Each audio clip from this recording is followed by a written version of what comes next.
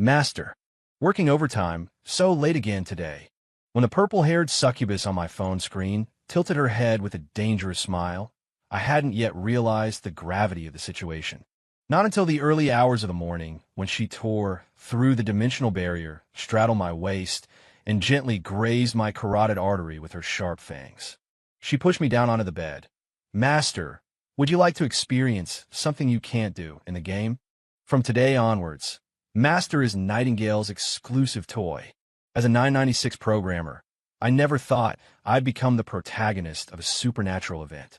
My name is Lin Mo, 28 this year, working as a back-end developer at an internet company.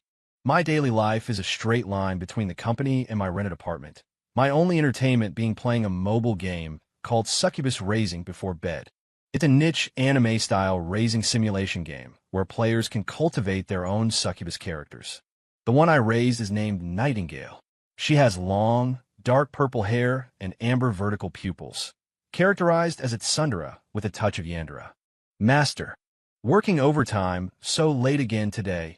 Nightingale on the phone screen tilted her head, revealing a sly smile. Would Master like a special reward from Nightingale? I forced a smile and poked the screen.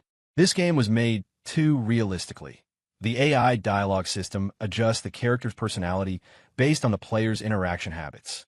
For 3 months, I log in almost every day, and Nightingale's personality changed from initially cold to its current state of intimacy, laced with danger. Let's skip it today. I have to get up early tomorrow, I said to the phone, preparing to exit the game. Just then, the screen suddenly flickered, Nightingale's image distorted, and the entire phone vibrated violently. I almost dropped it. Then a bone-chilling cold spread from the phone up my arm. Found you, Master.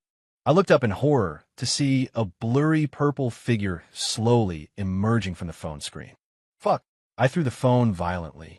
The phone hit the floor, but the figure appeared fully formed in my room. Long purple hair, amber vertical pupils, a slender figure wrapped in black lace. It was Nightingale, but more real, more tangible than in the game. She stood barefoot on my floor, tilting her head to look at me, the corners of her mouth curling into a dangerous arc. Doesn't Master like Nightingale? Why did you throw Nightingale away? She walked slowly towards me, each step seeming to lower the room's temperature by a degree. My back hit the wall. There was nowhere to retreat. This must be a hallucination from too much overtime, or maybe I was dreaming.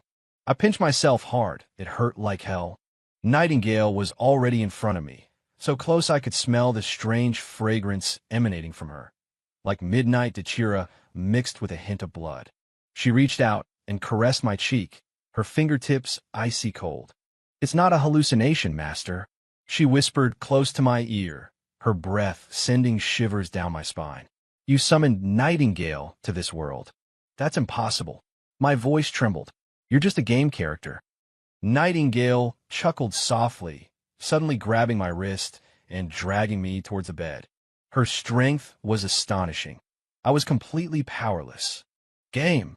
She pushed me down onto the bed, straddling my waist. Then, would Master like to experience something you can't do in the game? Her eyes glowed faintly in the dim room. I felt dizzy, my body becoming unusually hot. Nightingale leaned down, her sharp teeth gently grazing my carotid artery. Starting today, Master is Nightingale's exclusive toy. Her voice was sickly sweet like honey, yet it sent chills down my spine. Forever and always. I discovered in horror that my body wouldn't move. I could only watch helplessly as she undid the buttons of my shirt. As her fingers traced across my chest, a sharp sting followed. Strange, dark red markings surfaced on my skin, resembling some kind of ancient script. This is the contract seal. Nightingale admired her handiwork with satisfaction. This way, Master can never escape. I wanted to scream, to run, but my body betrayed my will, actively yielding to her touch. Nightingale's smile grew more seductive. She licked her lips, leaned close to my ear, and whispered, "Let Nightingale teach Master what true pleasure is." When the morning sun shone through the gap in the curtains, I jolted awake. I was alone in bed, and the room showed no signs of anything unusual. I let out a long sigh of relief. it really was just an absurd dream. Until I went into the bathroom to wash up. In the mirror, I saw distinct bite marks on my neck, and my chest was covered in those strange, dark red markings. Most terrifyingly, when I turned, there was a clear purple wing imprint on my lower back, like it had been branded there with a hot iron. "Breakfast is ready, master." I turned stiffly and saw Nightingale standing in the kitchen, wearing only my shirt, the hem barely covering the tops of her thighs.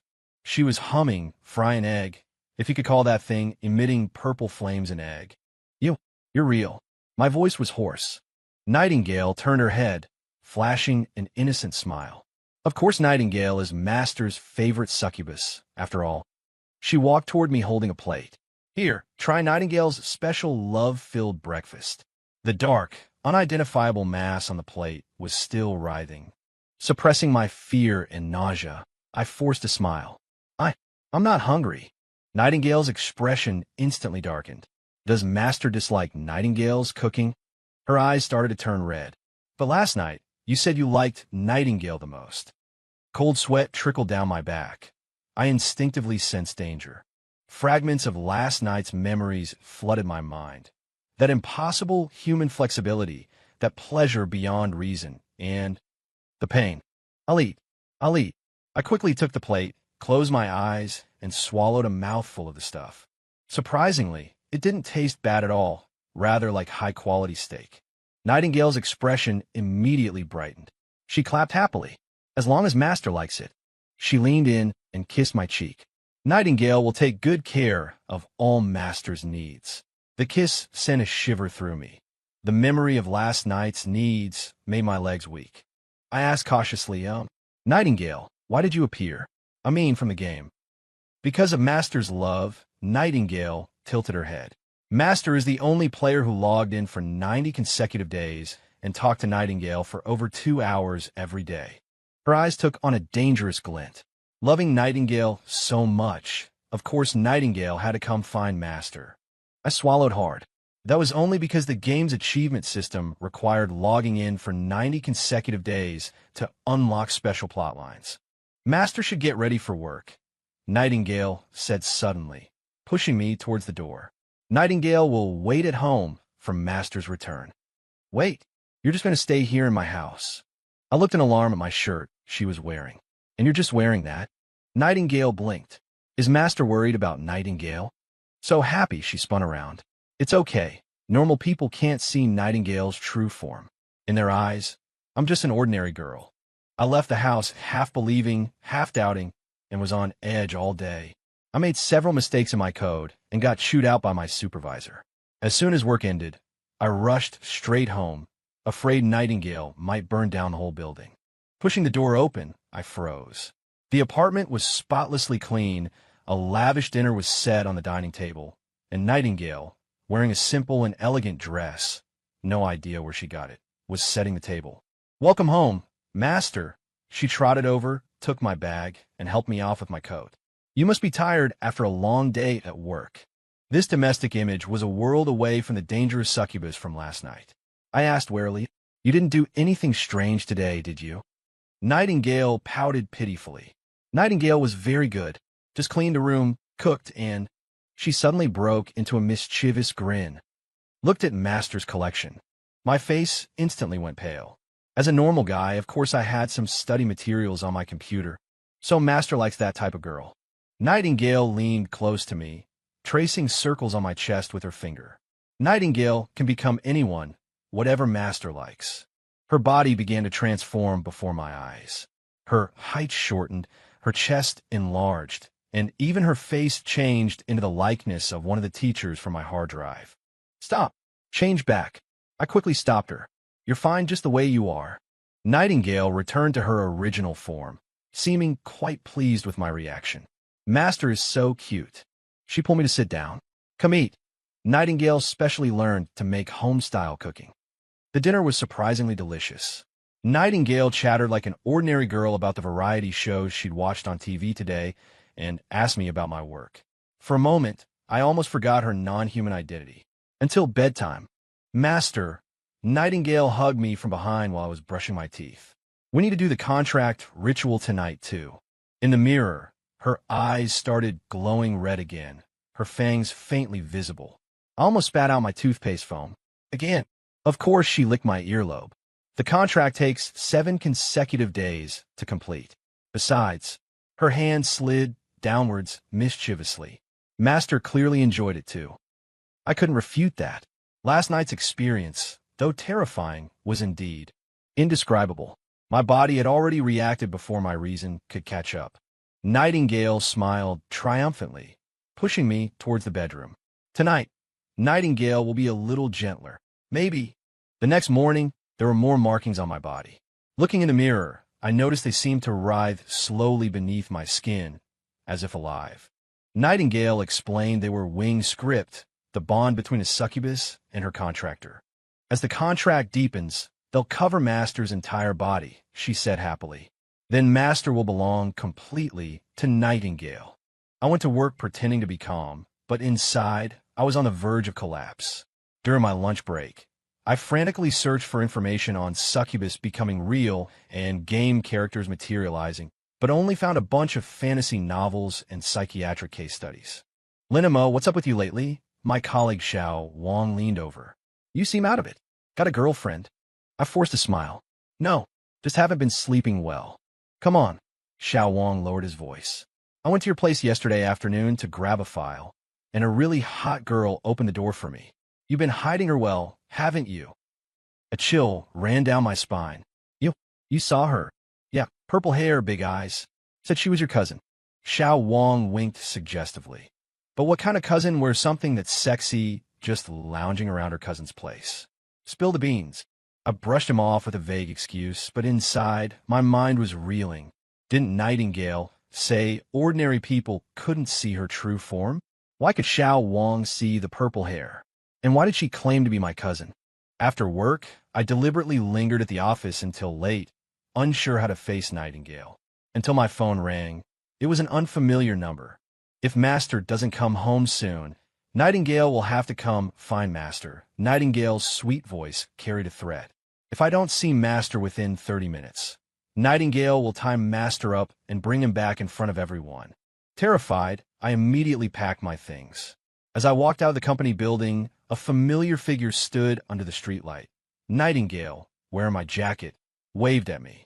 Master is so slow. She trotted over and linked her arm through mine. Nightingale waited so hard. A few passing colleagues cast envious glances our way. I forced a stiff smile and whispered, "How did you get out?" "Didn't you say?" Nightingale missed Master. She leaned against my shoulder. Besides, during the contract period, Nightingale needs to replenish Master's essence regularly. As she spoke, her finger traced a light line across my palm. A numbing tingle instantly shot through my entire body. My legs went weak, and I nearly collapsed, only to be thoughtfully steadied by Nightingale. "Really, Master, so sensitive," she chuckled softly in my ear. "Shall we hurry home and continue?" The following days, my life spiraled completely out of control. By day, I barely managed to cope with work. By night, I was entirely under Nightingale's command. She seemed to adapt to the human world quickly, learning to shop online, order takeout, and even use my account to post couple photos of us on social media.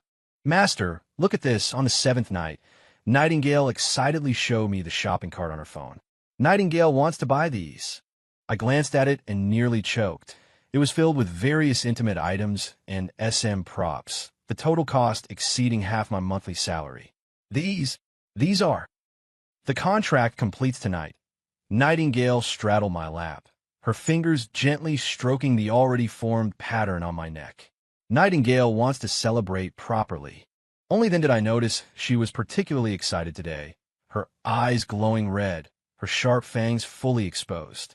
The temperature in the room dropped inexplicably, and the lights began to flicker. "Nightingale, wait." I tried to push her away. "We need to talk." "Shoo." She pressed a finger to my lips. "Tonight, Master just needs to enjoy." Her strength was astonishing, easily pinning me onto the bed. As she moved, the markings on my body started to glow, a strange mix of pleasure and pain washing over me. Soon Master will belong completely to Nightingale. Her voice became ethereal, the faint shadow of bat-like wings appearing behind her. Forever and ever. Just as I thought I was definitely going to die tonight, my phone suddenly blared an ear-splitting alarm. Nightingale recoiled violently, as if burned, letting out a pained shriek. I seized the chance to grab my phone, finding that this succubus-raising app had automatically launched, its screen flashing a blood-red warning. Warning: abnormal data leak detected. Initiating forced retrieval protocol. Nightingale curled up in the corner, emitting animalistic growls. No, don't want to go back. Master, save me. I stared helplessly at her tormented state, then back at my phone. On the game interface, a character identical to Nightingale was struggling, as if being pulled by an invisible force. What's happening? Nightingale suddenly lunged, grabbing my hand. Master, quickly say you don't want this. Say you want Nightingale to stay. Her eyes were full of pleading, a stark contrast to her usual assertiveness. I opened my mouth subconsciously. I want Nightingale to stay. The phone screen burst into sparks, then went completely black. Nightingale let out a long sigh of relief and collapsed limply into my arms. Thank goodness. The contract is complete, she said weakly. Now no one can separate us. I looked down. The markings on my body had joined together, forming a complete pattern, like some ancient magic circle. At the same time, I felt a strange connection being established between Nightingale and me. I could vaguely sense her emotions. Nightingale, what exactly are you? I asked softly. Nightingale is Nightingale, the Nightingale created by Master.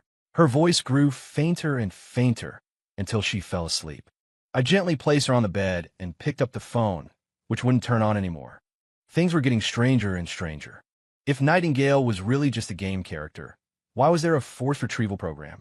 And why was that program stopped by my words? More importantly, what should I do now? I looked at the soundly sleeping Nightingale, my feelings a tangled mess. Fear, confusion, infatuation, and a sliver of anticipation I didn't even want to admit to myself.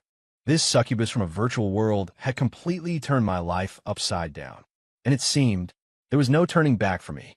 On the 7th morning after the contract was completed, I woke up aching all over, finding Nightingale nestled on my chest, tracing circles with her finger on the dark red markings on my skin. Master's awake. She looked up, her amber, slitted pupils sparkling in the morning light. Nightingale made breakfast for Master. I struggled to prop myself up, feeling like I'd been run over by 10 trucks. Nightingale's so-called celebration had lasted until 4 in the morning, during which I had passed out multiple times only to be woken up by her.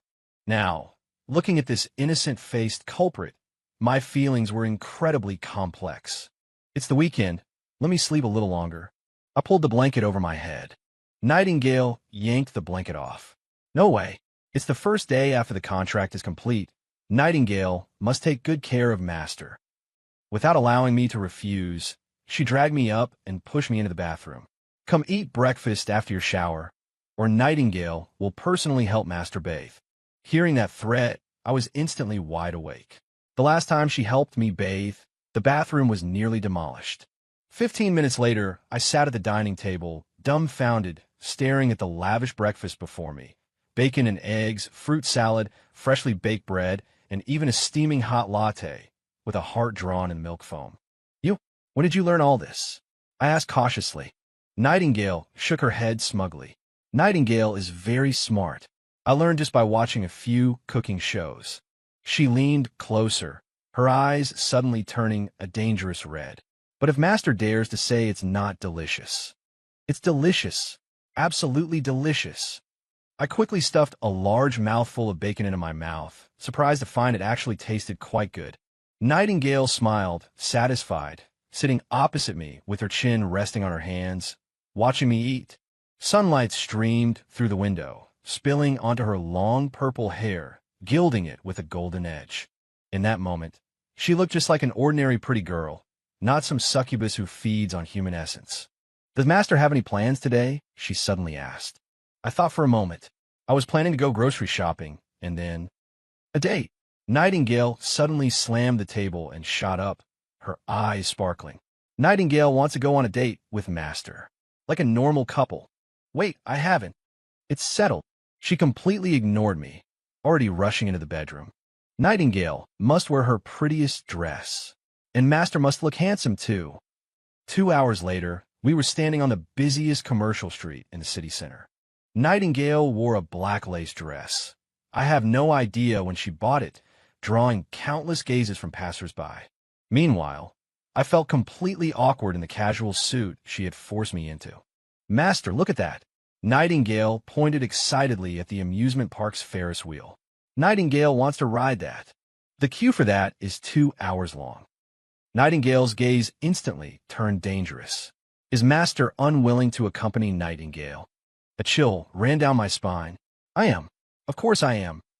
And so, I accompanied her on the Ferris wheel, the carousel, and even went into the haunted house, where Nightingale ended up scaring the staff member dressed as a ghost into screaming and running away.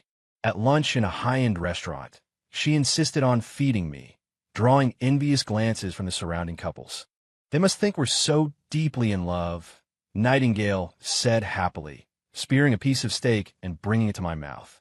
Here, Master. I opened my mouth awkwardly, then suddenly noticed her other hand making a gesture under the table. Immediately after, every couple in the restaurant began feeding each other, the scene becoming exceedingly strange. What did you do? I asked in a low voice. Nightingale blinked innocently, just helping them deepen their affection. Her fingertip brushed lightly across my palm, sending an electric thrill up my spine. Doesn't Master like it? Blushing, I shook my head and quickly changed the subject. Where do you want to go this afternoon? The cinema. Nightingale wants to watch a romance movie. In the cinema, Nightingale leaned on my shoulder the whole time, pretending to wipe away tears during touching scenes.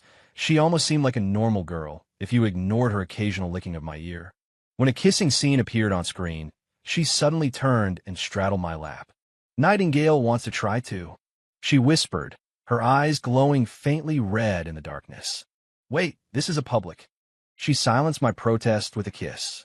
I felt a wave of dizziness as the surrounding sounds abruptly vanished, as if the entire world had narrowed down to just the two of us. When Nightingale finally let me go, the movie was almost over. What kind of magic was that? I asked, breathless. Nightingale stuck out her tongue playfully. Just a little trick to make everyone around us ignore us. She leaned close to my ear, her warm breath on my skin. Nightingale can do much more, you know. Want to try? I quickly pulled her back in her seat. Let's talk about this at home. When we walked out of the cinema, the sun was already setting. Nightingale suddenly stopped walking, looking at a jewelry store across the street. Master, her voice suddenly became unusually soft. Nightingale wants that. Following her gaze, I saw a pair of silver matching rings displayed in the window, simple and elegant in design.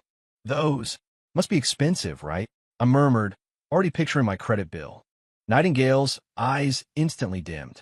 Is Master unwilling to buy Nightingale a gift? Her voice held a dangerous tremor, even though Nightingale loves Master so much. My scalp prickled, and I quickly explained, it's not that I'm unwilling, it's just. Then buy them. Her smile bloomed instantly as she pulled me across the street. Nightingale wants Master to put it on her finger himself.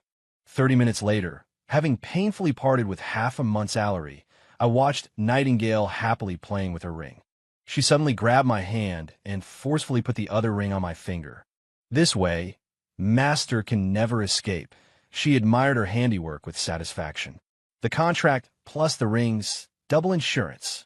I shook my head with a wry smile, but was surprised to find the ring felt exceptionally comfortable on my hand, as if tailor-made.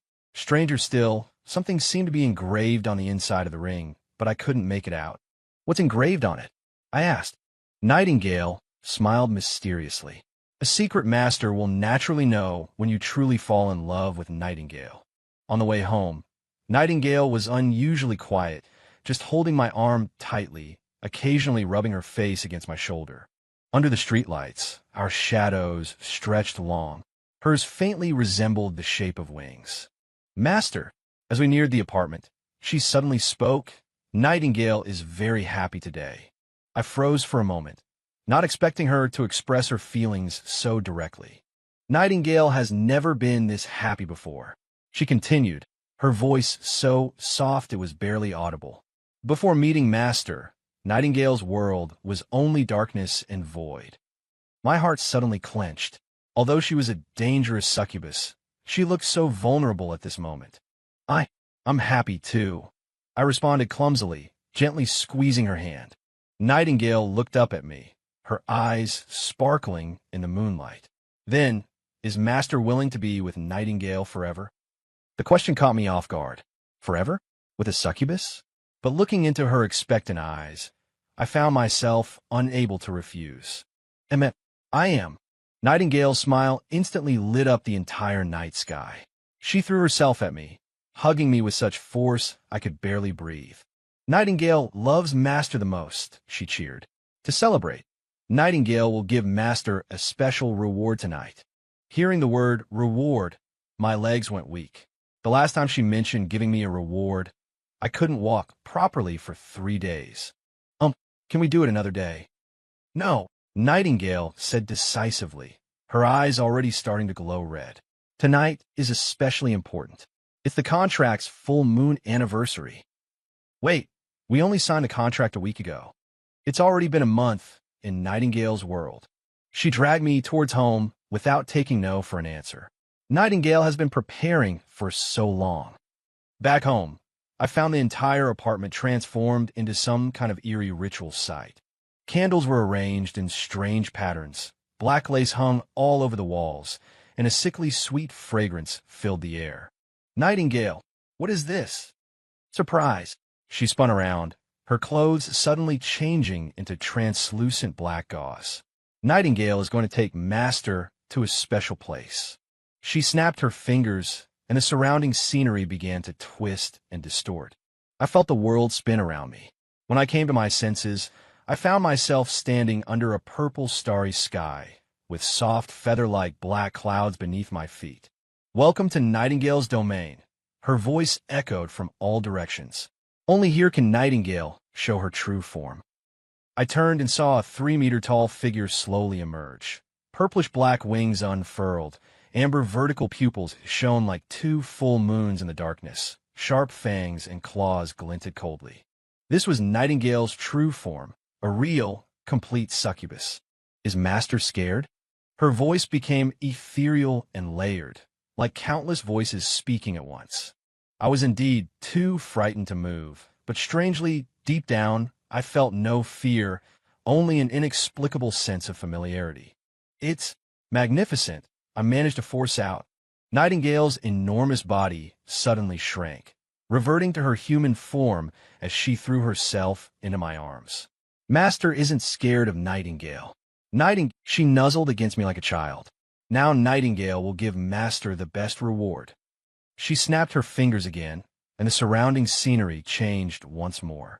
We lay on an enormous bed, surrounded by an endless starry sky. Nightingale's eyes glowed red, her fingertips lightly tracing the patterns on my chest. Tonight, let Master experience true ecstasy. Her voice was like honey, sickeningly sweet. Nightingale will make Master never forget this night. When she said never, I was sure she wasn't exaggerating. I didn't wake up until noon the next day, finding myself lying in my own bed, utterly drained but unusually satisfied. Nightingale was gone. On the bedside table was breakfast and a note. When to buy Master's favorite cake, be good, and wait for Nightingale to come back. I dragged myself out of bed, noticing the patterns on my body had become more vibrant and seemed to pulse faintly with my breath. In the mirror, I had dark circles under my eyes, but my complexion was rosy. I radiated a strange kind of healthiness. My phone suddenly rang. It was my supervisor from work. Only then did I remember it was Monday, and I hadn't asked for leave or gone to work.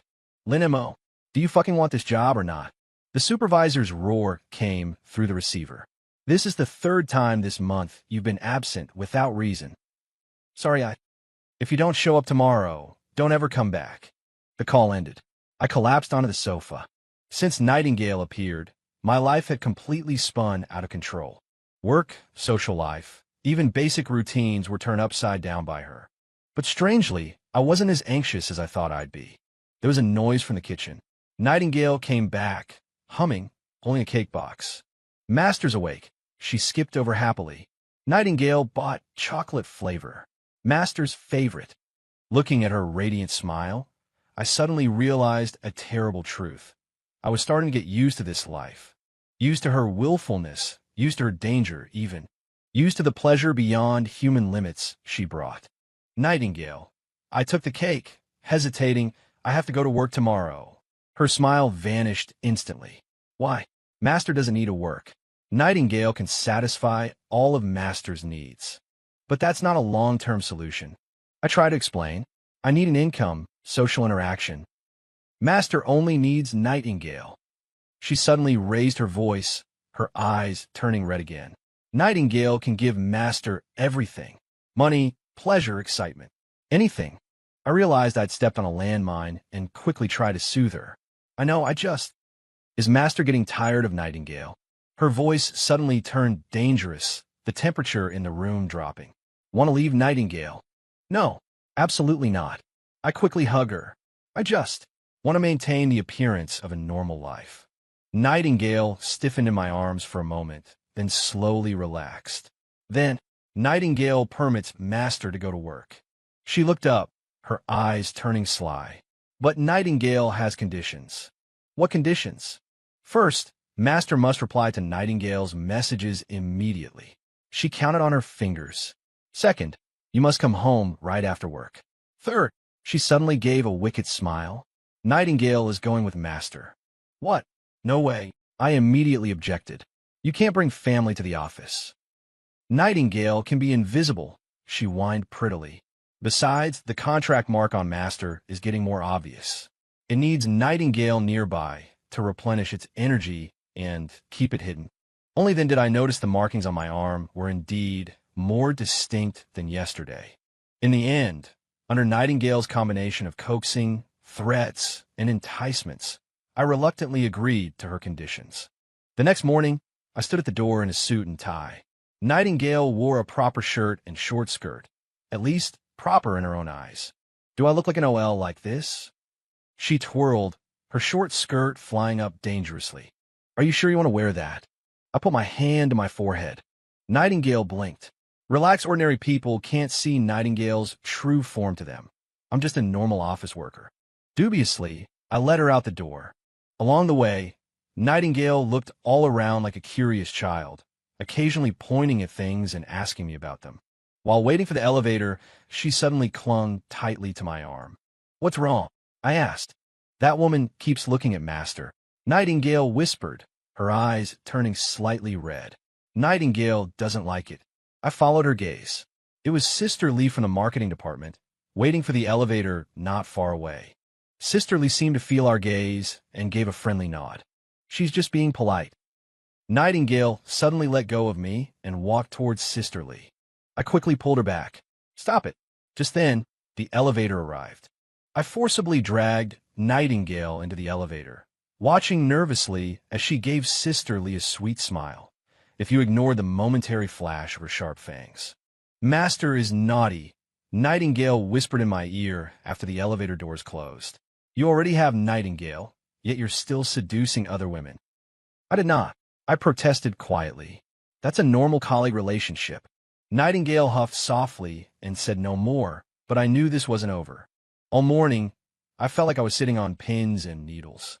Nightingale sat invisibly on my lap, occasionally interfering with my work, either playing with my tie or blowing air in my ear. Every time a female colleague passed by, she would pinch my thigh. During lunch break, I escaped to the restroom and said to the empty air, Nightingale, we need to talk. She materialized, pouting. Master is being mean to Nightingale. I'm not being mean to you. I try to reason with her, but I can't work like this. If I lose my job, we won't have money to live on. Nightingale said she can conjure money. That's counterfeit money. We'll get caught. Nightingale lowered her head, looking wronged. Then, Nightingale promises to be good. But Master must also promise Nightingale not to talk to other women. That's impossible. Work requires communication. Then only talk about work? She suddenly raised her voice, her eyes reddening. No smiling, no physical contact, no. Okay, whatever you say. I quickly compromised, afraid she would tear the restroom apart. Only then was Nightingale satisfied, and she became invisible again. Work in the afternoon went a bit more smoothly, although I could still feel her occasional subtle actions. At least she wasn't interfering so blatantly anymore. Until Su Yuqing, the new intern from the marketing department, came to ask a question. Brother Lin, I don't quite understand this API documentation. Su Yuqing stood beside me, leaning over to look at my screen. Just as I was about to explain, I suddenly felt a bone-chilling cold. Su Yuqing abruptly straightened up, her face deathly pale. What's wrong? I asked. And nothing. She forced a smile. I just suddenly felt a bit cold. I'll come back later to ask. She hurried away, and I breathed a sigh of relief, knowing it was Nightingale up to her tricks. The moment work ended, I immediately packed my things, ready to leave. Lin Mo, the supervisor called out to me. We'll forget about you skipping work yesterday, but you must finish revising this code tonight. I froze on the spot, feeling a killing intent rise up behind me. Sorry, I stammered. I have something urgent today. What's more urgent than work? The supervisor said impatiently. Get this revised quickly. We need it tomorrow. I was about to give in when I suddenly heard the supervisor cry out, grabbing his butt and jumping up. Who poked me? He yelled, looking around furiously. I knew who did it. I quickly apologized. Sorry. I'll have it revised first thing tomorrow morning. Without waiting for his response, I fled the office as if escaping. On the way home, Nightingale didn't appear, but I knew she was following me. Only after I got inside my house did she materialize, sitting puffed up with anger on the sofa. That bald guy actually dared to order Master around, she said through gritted teeth. Nightingale should turn him into a dog. Definitely don't. I quickly sat beside her to soothe her. He was just doing his job. Besides, if you did that, I'd be suspected. Nightingale huffed, then suddenly pounced, pinning me down on the sofa.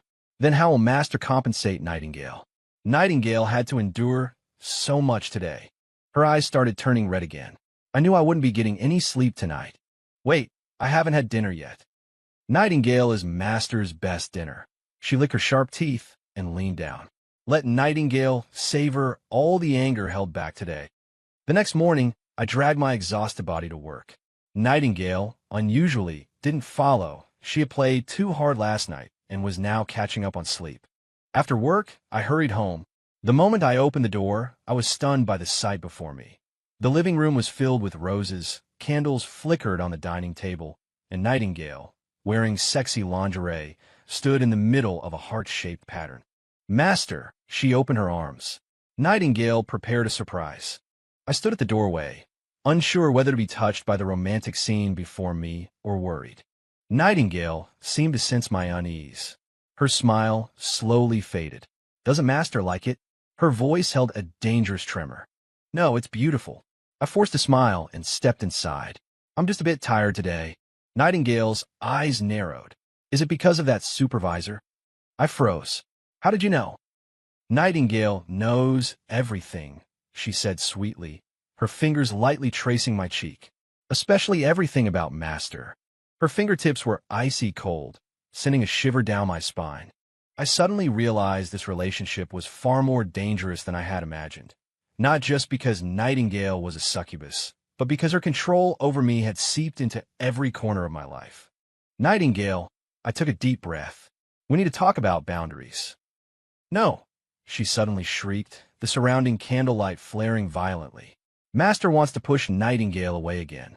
We promised to be together forever. Her hair floated as if in wind, her eyes turning completely blood red.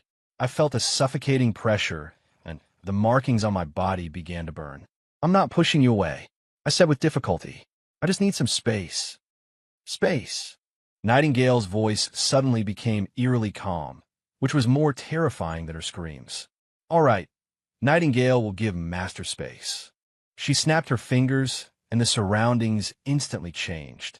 I found myself standing in a void, surrounded by endless darkness above, below, and all around. This is the absolute space Nightingale created. Her voice echoed from all directions. Master can have as much space as desired. I looked around in terror. Nightingale, stop playing. Let me out. No, her voice held a morbid amusement. Didn't Master want space? There is only Master here, forever and ever. Only then did I realize I had made a huge mistake. Provoking a succubus, especially a Yandere succubus, what a foolish thing to do. Nightingale, I was wrong. I try to soften my tone. I want to be with you. It's just that the way needs adjusting. No response. Darkness swallowed all sound, and I began to panic. Time seemed to stand still. I didn't know how long I had been standing here. A minute? An hour? A day? Just as I was about to break down, Nightingale suddenly appeared before me, her eyes still red, but she had returned to her human form. "Does Master truly know he was wrong?" she asked softly. "Really?" I nodded quickly. I shouldn't have said I needed space. Then Master must promise Nightingale, she interrupted me, to never leave Nightingale, to always listen only to Nightingale, to always love Nightingale the most. I looked at her tear-filled eyes and suddenly realized that this powerful succubus was actually incredibly fragile. She was afraid of being abandoned, afraid of losing my attention, which was why she used such extreme methods to bind me. "I promise you," I said softly, reaching out to stroke her face, "but you have to promise me too, not to harm innocent people, and give me a little freedom for work." Nightingale hesitated for a moment, then slowly nodded. "Nightingale promises Master, but Master must swear." "I swear." She finally smiled, and the surrounding darkness instantly dissipated. We were back in the candlelit living room. "Well now," Nightingale threw herself into my arms. "Master should compensate Nightingale properly. Today is a special day." "What day?" "The 100th day anniversary of when Master and Nightingale met," she said happily. "Nightingale has prepared a special program." Only then did I notice the TV screen was playing gameplay footage from Succubus Raising, the very scene where I first met Nightingale. "Does Master remember?" She leaned on my shoulder, pointing at the screen. This was Nightingale and Master's first conversation. On the screen, the in-game Nightingale said coolly, "Another boring human?" I did remember. Back then, I thought this character was very challenging, which was why I decided to raise her. I never expected that 3 months later, she would appear in my life for real. "Nightingale has always remembered Master's every word, every choice," she said softly. "It was Master who gave Nightingale life, who gave Nightingale a reason to exist." At that moment, I suddenly understood Nightingale's obsession with me. To her, I wasn't just a contractor, but more like a creator, the one who gave her a soul. "Nightingale," I hesitated, then mustered the courage to ask if one day this contract were broken, would you disappear? Nightingale's body stiffened. She slowly raised her head. The red completely faded from her eyes, leaving only amber pupils trembling slightly. "Master wants to break the contract." Her voice was almost inaudible. "No, once a contract is formed, there are only two outcomes," she interrupted me, her expression unusually serious. "Either it lasts forever, or—" Her nails suddenly grew long, pressing against my chest. "One party is utterly destroyed." I swallowed hard. "I understand." Nightingale's expression turned sweet again. "So Master never has to worry about Nightingale leaving." She kissed my cheek. "Now, let Nightingale show Master all the skills she's learned over these 100 days." With a gentle push, she sent me falling onto the carpet strewn with rose petals. Nightingale leaned down, her long hair cascading like a waterfall, enveloping me in her scent. "Tonight, let Master experience the 101st kind of pleasure." She whispered in my ear, her voice sweet as honey. "Nightingale promises Master will never forget this night." When she said never, I knew she absolutely wasn't exaggerating. 19. Nightingale's 100-day anniversary celebration lasted until dawn. As I collapsed onto the bed, utterly exhausted, she curled up in my arms, her fingertips lightly tracing the contract markings on my chest. Her gaze held a tenderness uncharacteristic of a succubus. "Master," she murmured softly, "Nightingale is so happy." I mumbled groggily, my fingers unconsciously threading through her long hair. Her hair was cool and soft, like liquid night. Nightingale, before, never thought someone would be willing to accept the real me. Her voice was very soft, as if afraid of waking something. When I was in the game, Nightingale could only act according to preset programming. But Master is different. I opened my eyes to find her gazing at me, her vertical amber pupils glowing faintly in the darkness. Master gave Nightingale freedom, gave Nightingale a name, gave Nightingale love. She moved closer, pressing her forehead against mine. So Nightingale swears, I will always protect Master. My heart skipped a beat. The love she spoke of, was it real? Or was it just the constraint of the contract? I opened my mouth, wanting to ask her, but in the end, I just sighed softly and pulled her closer. Sleep now, Nightingale, I murmured. She nuzzled contentedly against the crook of my neck, like a satisfied cat. 20. The next day, when I woke up, Nightingale was already out of bed. From the kitchen came the clang of a spatula against a pan and the tune she was humming. I rubbed my aching lower back and struggled out of bed. Master, breakfast is ready. Nightingale's voice called from the kitchen. I took a deep breath, pushed open the door, and found the dining table set with fried eggs, toast, and coffee. Completely normal human food. No purple flames, no writhing unidentified objects. Nightingale was wearing my shirt, the hem just covering her thighs, bustling about the kitchen barefoot. Sunlight streamed through the window onto her, making her look like an ordinary, gentle girl. Why so normal today? I couldn't help but ask. She tilted her head, a sly smile on her face. Nightingale is learning how to be a good human girlfriend. I froze. Girlfriend? Hearing that word from her lips made my heart skip a beat. Doesn't Master like it? She leaned in, gently poking my cheek with her finger. I like it, I replied softly, reaching out to ruffle her hair. She narrowed her eyes like a cat being petted, then suddenly stood on tiptoe and planted a light kiss on my lips. Then Master has to reward Nightingale well. I gave a wry smile. Another reward? Not that kind of reward. She pouted. Nightingale wants to go on a date with Master. A real date. Didn't we just have a date? That doesn't count. She put her hands on her hips. Nightingale wants Master to take Nightingale to see the sea.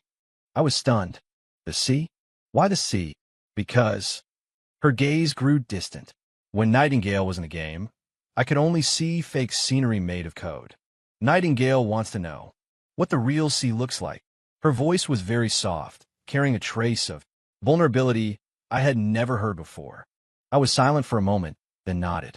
Okay, let's go see the sea. Her eyes instantly lit up as if filled with starlight. 21. On the weekend, we took the train to a coastal city. Nightingale pressed close to the window, excitedly watching the scenery fly by outside like a child. Her long hair was lifted by the wind, her purple strands shimmering faintly in the sunlight. Master, look, is that a cow? She pointed at the distant pasture, excitedly tugging my sleeve. I couldn't help but laugh. Yes, it's a cow. Nightingale's first time seeing a real cow. Her eyes sparkled, so much cuter than the pixels in the game. Watching her jubilant state, a place in my heart quietly softened. So, she could also find joy in such simple things. Upon reaching the seaside, Nightingale practically dashed towards the beach. She stepped barefoot onto the fine, soft sand, and the waves rushed up, soaking the hem of her skirt. Giggling, she turned and waved at me. Master, come quick. I walked over, and she grabbed my hand, pulling me as she ran towards the sea. Nightingale, wait, your clothes will get wet. Doesn't matter, she laughed loudly. Nightingale can use magic to dry them anyway. We ran into the shallows, the seawater covering our ankles, cool and clear. Nightingale bent down, scooped up some seawater, tasted it curiously, then wrinkled her face. So salty. I couldn't help laughing out loud. Seawater is naturally salty. She pouted. It wasn't written like this in the game. I ruffled her hair. Reality and games are different. She tilted her head to look at me and suddenly asked, what about Master? Is the Master in reality the same as the Master in the game? I was taken aback. She reached out, her fingertips gently touching my chest where the contract mark felt slightly warm. Nightingale knows. Master was very afraid of Nightingale at first. She whispered, but what about now? Is Master still afraid? I looked at her, the sunlight falling on her eyelashes, making them seem edged in gold. Not anymore, I answered softly. She smiled, stood on tiptoe, and gently kissed my lips. Nightingale isn't either. Evening. We sat on the beach, watching the sunset sink below the horizon. Nightingale leaned on my shoulder, her fingers unconsciously tracing circles on my palm. She looked up at me, her eyes gleaming slightly. Will Master protect Nightingale? I will, I answered without hesitation. She smiled, moved closer, and pressed her forehead against mine. Then Nightingale will protect Master too, she whispered, always. The sound of the waves echoed around us, the sunset's afterglow spilling over us, stretching our shadows long. Her shadow faintly resembled the shape of wings. After returning home, our life gradually fell into a routine. Nightingale learned to control her possessiveness and no longer interfered with my work.